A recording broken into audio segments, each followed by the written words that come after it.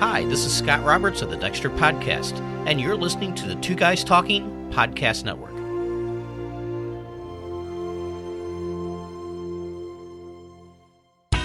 Welcome to the Green Gab Podcast, a place to gab with people rocking it in green. Green homes, green living, green companies. Join Marla Esser Cloos, the green home coach and author of Living Green Effortlessly, Simple Choices to a Better Home, and Tony Pratt, the Director of Builder Relations at The Sound Room. Here are your hosts, Marla and Tony. It's the Green Gab Podcast with Marla Esser Cloos, the Green Home Coach. And good morning, afternoon, whatever time of day it is, Tony. How you doing, Marla? It's Tony Pratt with The Sound Room. Hey, it's a good day when we're here, right? It's always a good day to podcast. Hey, podcasting is our thing. We don't get to do it enough, though, with this new format that we're block recording now. Yeah, I know. It's the downside of it, but, what are you going to do? We both live in different markets. Different cities. We both have busy lives, and it's just easier sometimes to come in, do a bunch of recordings, and release them on target, every few weeks. I gotcha. It's a matter of training us. Ha, ha, ha. Because today we're going to talk about homeowner and building owner training. Very nice. But before I go there, I want to give a shout out. Before we come into Shock City Studios to record, so that's my first shout out to Sam and all the team here at Shock City Studios, because they do a great job here in St. Louis, and we love coming in. Thank you for everything you do for us. But I also want to give a shout out to the Egg. Oh, yes. Where we eat. We always have a little prep and planning session before we record, and we go, it's in the same building. It's a small little restaurant that does breakfast and lunch, and we've just been delighted with them. It is so delicious, too. If you're ever down in this area in St. Louis, 2200 Gravois, The Egg. It's wonderful. And that was breakfast an unsolicited plug. We just really like this place, so we want to share it for any of you that are in St. Louis. Any day we record, seriously, we eat there. We've pretty much had everything on the menu. But it's so convenient, so we've been trained. It's all about developing proper habits. There you go. Well, and man, habits and training. You couldn't have done a better segue if I'd paid. Oh, wait. Yeah, I don't get paid for this. Yeah. Yeah. So, as one of our continuing educations about all the different components and parts of a green home and what goes into it, there's this last area, or first area in my mind, about homeowner and building owner training, documentation, and resources. And while this sounds a little dry, folks, this is a big deal. Because when you get a new car, first place you go is your owner's manual. Oh, absolutely. How many times have you gotten an owner's manual with your home or your apartment or your condo? It's becoming a little bit more prevalent, but still not that much, especially if you're buying an existing home. Yeah. If you're buying a brand new home built last maybe year or two, I think you might get something depending on the builder. But they're pretty rudimentary. Yes. Mine, when basic. we got our new house, it was helpful. I've looked at it a few times, but it's not nearly as filled out and fleshed out as it could be. Right. And think about it, too. These houses are getting smarter. Oh, yeah. They're getting more complicated to run. It's no longer something you can just breeze through and do really fast. But the trick is, if you don't operate the house properly, you're not going to get the benefits out of all the new technology that's put into the house. Well, or the house itself. Yes. Okay, I know a lot of gentlemen I know aren't real prone to reading directions all the time, but us ladies typically are a little bit more in tune with that. Just difference between the way we are all wired, right? But you get an awful lot of information when you are moving into a home, be it an existing home or a new home. You're overwhelmed with how much information there is, and you don't start realizing what you need to know. You just don't know what you don't know. So as you start living in the house and experiencing what life is like in the house, now you're home, you start figuring out, oh, how do I do that? Oh, what about this? Oh, I need that. That's when having that education and that training and hopefully some sort of a guide to reflect back on and define things really comes into play. See, we've been in our home since end of September, so October, November, December, January, February. So 5 months. I know I had to count that. That's pretty sad today. 5 months. And we still have one more warranty our 1-year warranty coming up. So we kind of keep a running list. But we're still bumping into things pretty regularly that we're having to fine-tune or figure out. But that's kind of expected. It is expected. That's why most builders will do the 1 month walk. And they do a walkthrough. The 1 year walkthrough, just to get that list of what needs to be fine-tuned a little bit. It's interesting because I read an article this weekend, like you talked about, kind of acquiring all that information and making that list of what's not right. Well, there was an interesting article in USA Today over the weekend about smart homes. Uh-oh, up your alley. Exactly, especially if you're buying a pre-existing home. You might have had a homeowner that sits there and likes to tinker. Oh. Or even if you're buying a high-performance home or a home that has advanced automation in it. There's some new things you have to worry about. I mean, this article was hysterical because the homeowner thought there was an issue with their thermostat. I see this one coming. Every time. As a nest owner.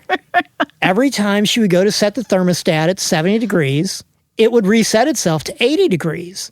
Come to find out it was a pre-existing home, and the old homeowner in his house kept trying to set the thermostat on his phone, not realizing that the thermostat was tied to his old house.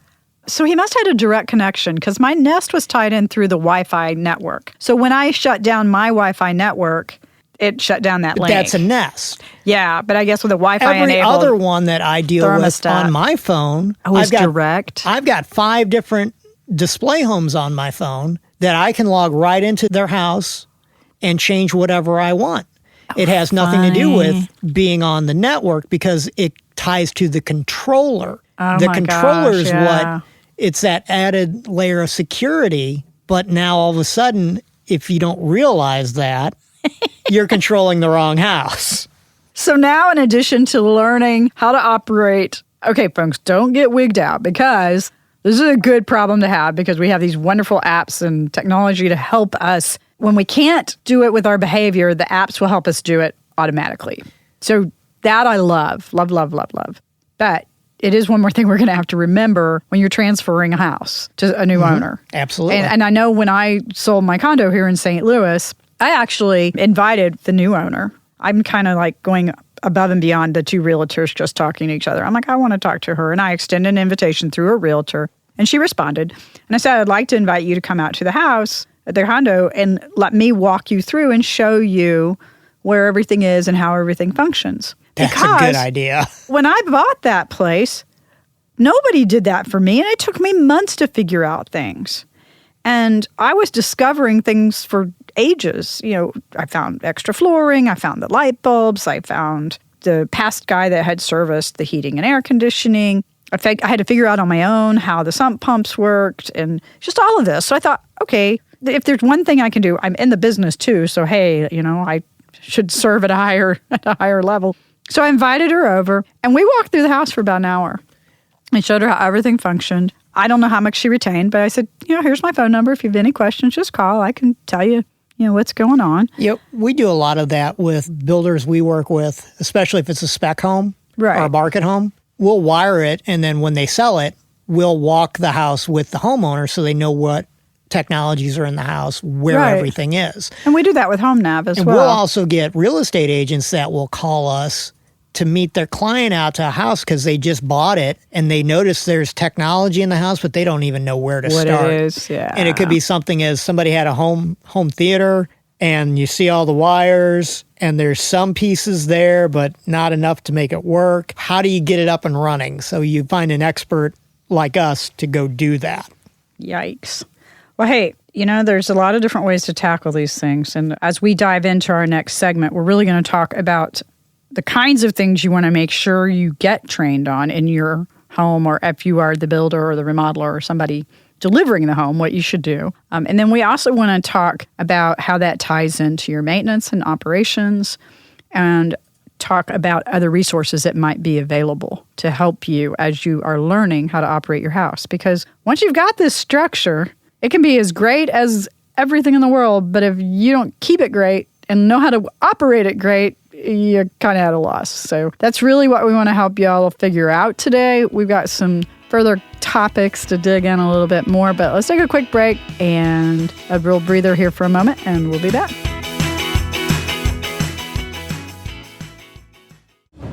Mike Wilkerson from the 24 Podcast here. There's only one place on the internet I go for 24 Legacy fans. It's your perfect after-show experience when listening to the 24podcast.com effort.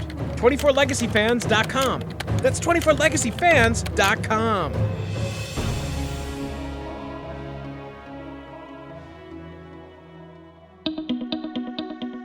Thought about a career in voiceover? Need a great, cost-effective on-hold message for your organization or business? Don't know where to start? Check out The Voice Farm, your one-stop shop for voiceover needs. Check it out now by accessing The Voice Farm at voicefarmers.com and see what difference can be made with a company that is truly outside the box. From the Voice Box, voicefarmers.com. That's voicefarmers.com.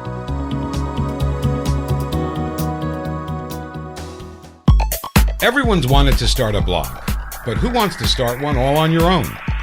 Take your interest in creating a blog to the next level by getting bit by the Blogger's Bug. Blogger's Bug is a blogging community that allows you to polish your blogging skill set today. Log on today at bloggersbug.com and get bit by the Blogger's Bug. bloggersbug.com. That's bloggersbug.com.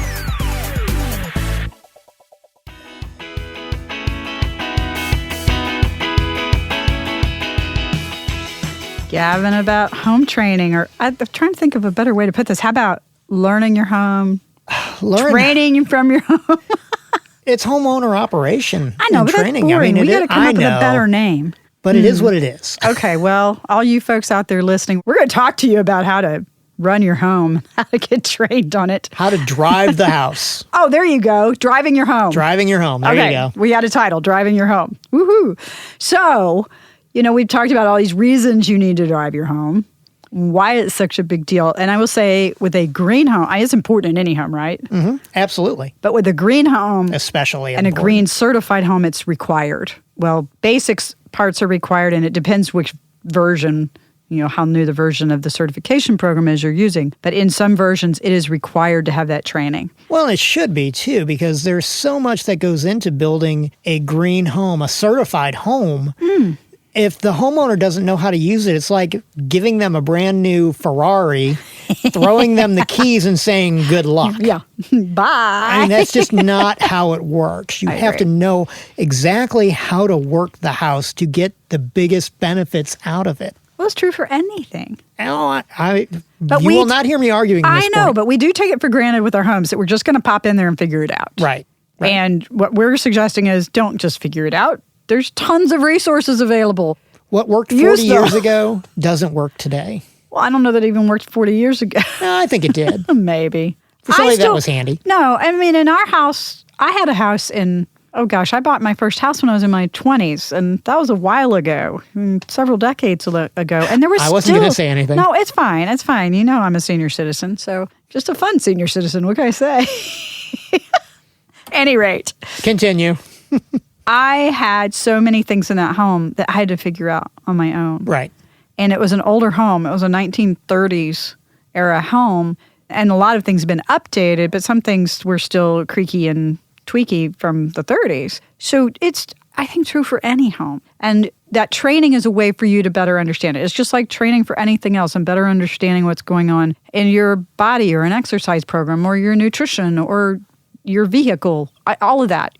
Training allows us to do things in the way it was intended and get full effect and full benefit. And the newer homes we're seeing, for the most part, a lot of them do have some manual, even if it's rudimentary. Yeah, it's basic, but there's something. But still, that's only a small percentage of the housing stock out there that sells. Well, I tried with HomeNav to get realtors interested in it, and it just wasn't the time. Right.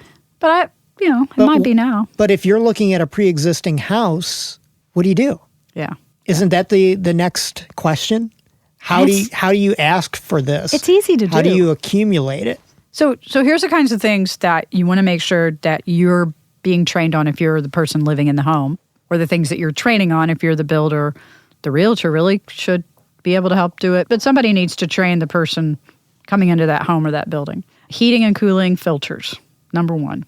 And there's nothing you can do more important to maintain a good indoor air quality in your home or building. And that's got to be one of the easiest. Not really. Like Changing a filter? our new house, they're in the ceiling Really? because they run their ductwork through the attic. But you're in a goofy market. I know, I'm in a goofy market. So that's one. The one you were talking about earlier, thermostat. Mm-hmm.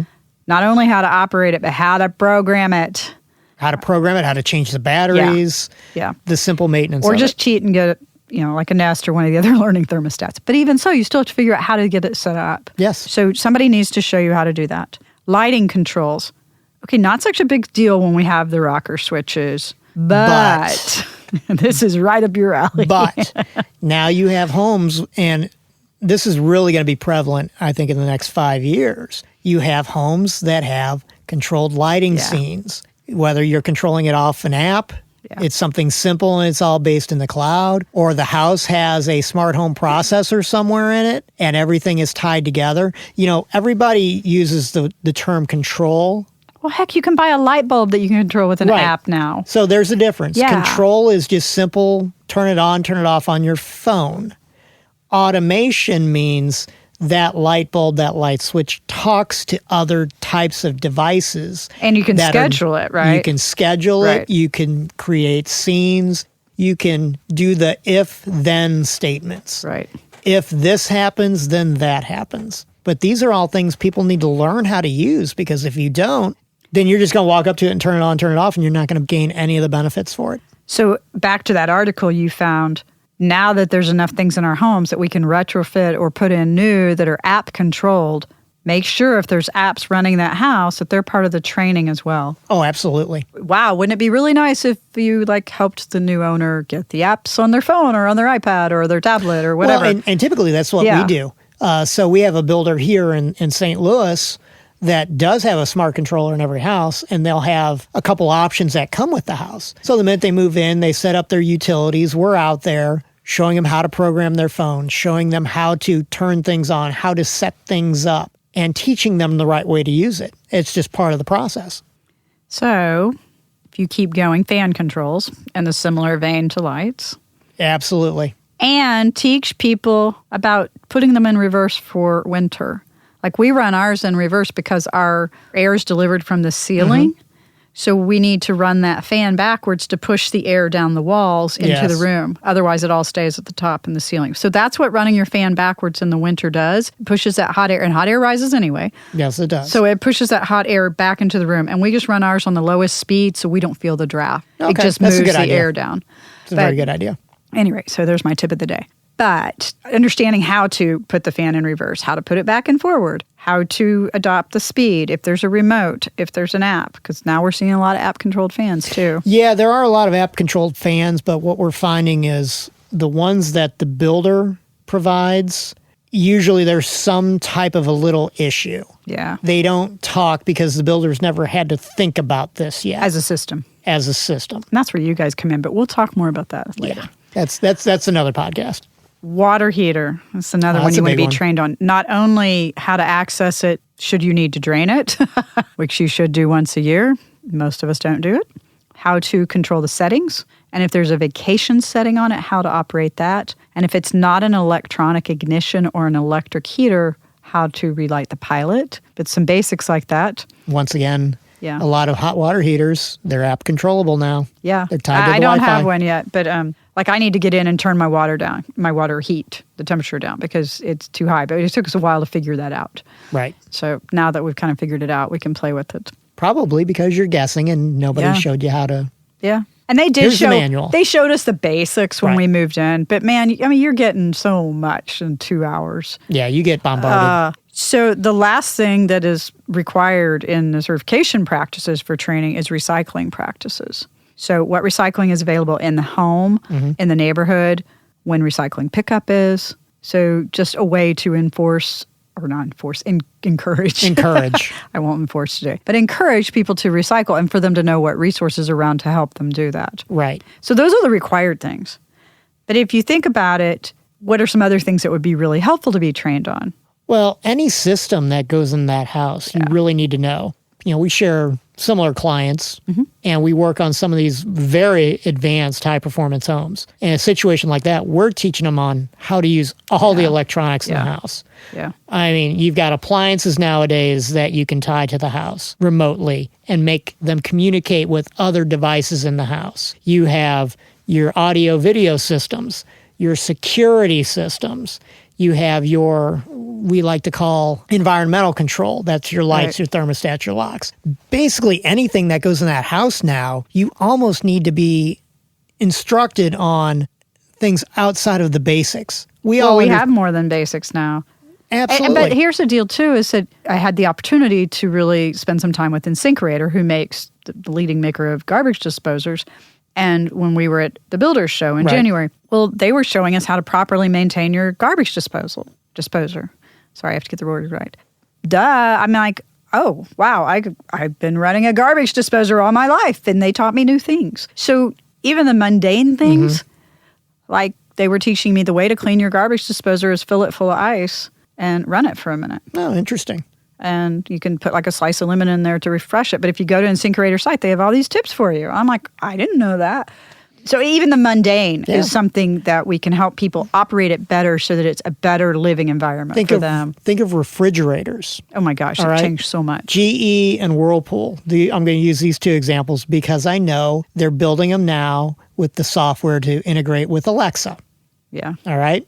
So now they can tell you when you're low on something, but you need to know how to operate it how to set it up so it would work. And if somebody's not teaching you, then that's a feature that has no benefit to anybody because I don't know how to use it. I know. So let's take a quick break. And when we come back, we're going to talk about how to get this training. And if you're watching the Facebook Live and you want to know how, contact us and we'll fill you in because the podcast won't be out for a little while. We'll be right back.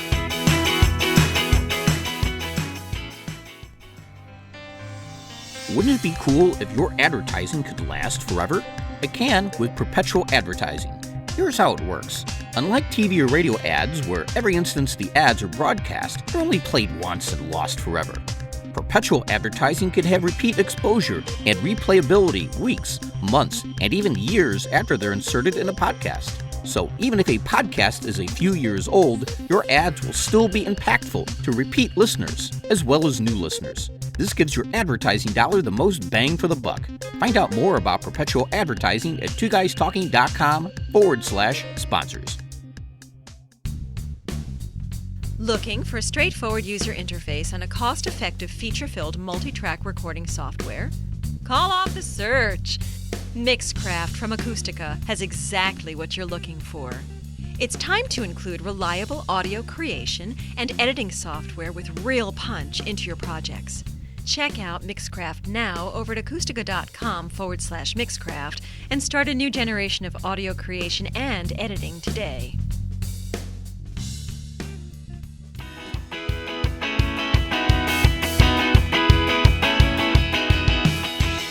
Okay, well, we're back talking about driving your home. I like that. I think it works. How Yeah, to drive your home. Driving means operating. It just makes me think of Driving Miss Daisy. I was watching that movie last week. A driver's license is an operator's license. Well, there you go. Okay, see? Fair enough. Fair enough. So we talked about all these things that you need to know how to function with them, how to set them up, how to operate them, how to program them. But there's a lot of different options that could be used for actually getting that information from the person that has it to the person that needs it, the actual training itself. Obviously, one way is for the builder, the realtor, the owner to physically walk through with the person needing to be trained. Right. And that's what a lot of the people I do actually do. And then the homeowner can sit there and make their notes as they go. And for my clients that use HomeNav, and we set up HomeNavs for them, several of them take the homeowner through the house with HomeNav. Okay. So they'll have a tablet with HomeNav up on it, and as they're walking through the house, they show them where the stuff is in HomeNav. So for you guys that are listening in and don't know what HomeNav is one of our offerings at the Green Home Coach, and I apologize for the shameless plug, but it actually helps out a lot here, so that's why I wanted to bring it up. It's an online software tool. It's actually available for free if you want to fill your own in. But for our builder clients and developer clients, we fill it in. We customize it with an inventory of all this stuff in the home, all the appliances, the systems, the components, the fixtures, the finishes. And then we also can upload little videos for the specific training components that are needed. We can upload the plans. We can upload any custom documents that the builder or the developer or the community may have. We can upload custom links. But at any rate, so that gives us this repository of information to use to train the homeowner or the building owner. And it doesn't go away because they get the account. They can come back and reference it. So I do have one client up in New York that we've done these little videos. They've done some really cool video doorbells and some really cool light and fan controls. And we just took these little 20-second videos. And now they can show those videos to their clients, their buyers, to show them how to operate things. So it's really a virtual manual. It is. It is a virtual manual. But that's another option. Or I have some clients that put together a physical book and then use that to train it. But the key here is if you can figure out a way to not just train somebody, but give them something to come back to, because I know my brain, I need the reminder. And I think that's important too, because in today's homes, there's just so much. You are not going to remember everything by walking through the house for an hour or even 2 hours and being told this does this, this does this, this does this. Well, great, you've got your notepad. Well, what's going to happen? You got to move. Right. You got to move all your stuff in. You've lost your notepad now. You don't know where it is. I still don't know how to make things work. It's a Sunday. How do I change this? How do I do that? There's nobody available. So it's easier to have the manual to go to. And if you didn't, for instance, want to use something like HomeNav, you wanted to just do it on your own, and you don't get all of our expertise, but that's, at least we can help you get the basics. You could even take your own little videos or photographs and store them in a Dropbox so you could access it from your smartphone or your computer either way. I mean, the thing that's nice for me to have it on my smartphone or a tablet is that I can walk around the house with it. It's a little more cumbersome to walk around the house with my laptop. So that's nice because I can go to where the thing is that I need to understand how to operate or how to program it or what to do with it, just as a logistical element. And honestly, nowadays, it's getting to the point where it's easier to access things on your phone or your tablet than even a hard copy notebook. I've got my binder from my builder that has the things in it, and I've referred to it a couple of times, but half the time I'm just going online and searching for stuff. Right. And that's just as quick. The other thing that we do with HomeNav that's kind of a nice shortcut, and it's one of the things I was very adamant about when we were building HomeNav, is that we put direct links into the model page for any of the components and systems in your home. Mm-hmm. And that model page almost always has the operator's manual, the warranty, or it tells you how to find the warranty, and information, the specs, the specifications of the actual product. So that's just a nice place. And if you're not using HomeNav, go find the model page for whatever it is you have questions about. Now, heads up, if it's an older model, you're going to have to search a little bit. And companies change their pages, so you may have to look a little harder. There's actually a website out there for discontinued models where you can find this information for things that are several years old and maybe aren't still in the common flow of commerce right now. The internet's made all this stuff available to us so easy, and with smartphones, we can capture that information so easy. Oh, yeah. So use Google that. search on the phone. Yeah, so use that. And use that as a tool to help train your buyers, your clients. Even a realtor or a homeowner can shoot a couple of little videos. Heck, my mom and dad, they're using videos on their phones all the time. And it's just so easy now that anybody can do it. So do it. But put it in a place where you can find it. That's what's most important. So put it in a Dropbox or put it in a folder, but put it someplace that's going to be meaningful to you. Because if you keep it on your phone mixed in with the other 3,428 pictures and videos, you're going to have a hard time finding it. Absolutely. Spoken from experience. Yeah. You mean the phone's not for watching cat videos anymore? No, it's not, is it? Well, even if you're the builder, or you're the real estate agent, or you're the homeowner selling it, if you have all that organized and you can give it to your client to say, here's all the operational videos you need for the house. Hey, guess what? You are now at another level of customer service. What a gift. Than all of your competitors. Yeah, truly a gift. And you may, like the neighborhood that I was in St. Louis before I moved, was just a great neighborhood. There was tons of stuff within walking distance. We had community gardens. And when the people that bought my home my condo, bought it, I made sure I put all that information. Matter of fact, I had it in the listing so that people would know all of that was available. And we had a community pool and tennis courts and a park and a lot of walking trails and biking trails. But that's the same kind of information that goes above and beyond what's required for training. However, again, back to your comment, whoa, what great customer service. Yeah. And if you're a builder or a developer wanting to sell more homes in your area, that's how you do it. Well, guess who your best referrals are? People that have already bought. Yep. And if they love what you've offered them and oh my gosh, you won't believe what my builder gave to me. They showed me how to do all of this, and they gave me this whole list of places I can go in the neighborhood and da-da-da-da-da-da. And yeah, they're going to tell everybody. Yeah. So that's a great customer service tool as well. It's a great marketing tool for people to remember that doing something that goes a little bit above and beyond, if you're building a green certified home, it may be required. However, why not turn that requirement into a marketing asset? Oh, you know what? And that's a great way to do it. I remember, speaking of marketing, and this is how you always have to look at opportunities. Yep. Remember a few years ago, we had a shortage of carpenters, and we had a lot of foundations just sitting for like 3-4 weeks at a time. Well, typically production builders, they pour the foundation, it sits a week, and you start framing on it. Right. One production builder kept telling their homeowners that, oh yeah, we allow our foundations to cure for 30 days. That's brilliant. Instant credibility. Brilliant. So that's how you spin problems into opportunities. Brilliant. Brilliant. So yes, training needed. Everyone knows they need it, but they don't always get it. So you provide it. Even if it's a one-on-one transaction between homeowner and homeowner, the ability to transfer that information is definitely needed, appreciated, and it is going to put you at a different level. Well, especially if it's a one-on-one transaction. Think of it from your point of view. If you're selling the home, and if you were buying this house and all the stuff in it, wouldn't you like to know how it all works? Yep. And if you would like to know how you bought my house. Yeah, if you would like to know how it all works, chances are the person buying your house wants to know how it all works exactly. too. So if you can make it easy for them, you're going to feel better about it. It's going to be a better experience for everybody. And don't wait for your realtor to suggest it. If you want this, ask for it. And by the way, there's no reason you shouldn't want it because it'll make your life easier. Absolutely. So there you have it, driving your home. We hope we've elucidated a little bit of the topic. I think I said that word right. I'm going to put the brakes on right there. Yeah, well.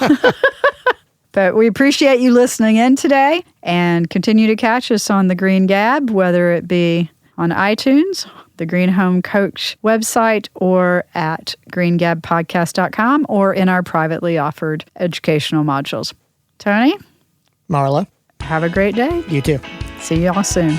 Thanks for listening to this episode of the Green Gab Podcast and for joining us on our own personal Green Odyssey as we change the world one Green Gab podcast at a time. What did you learn about during this episode? Tell us now by visiting our website at greengabpodcast.com. And remember to connect with us via iTunes, Facebook, and Twitter. The links to do all of this are at our website, greengabpodcast.com. Thanks for listening, but more importantly, thanks for rocking it in green.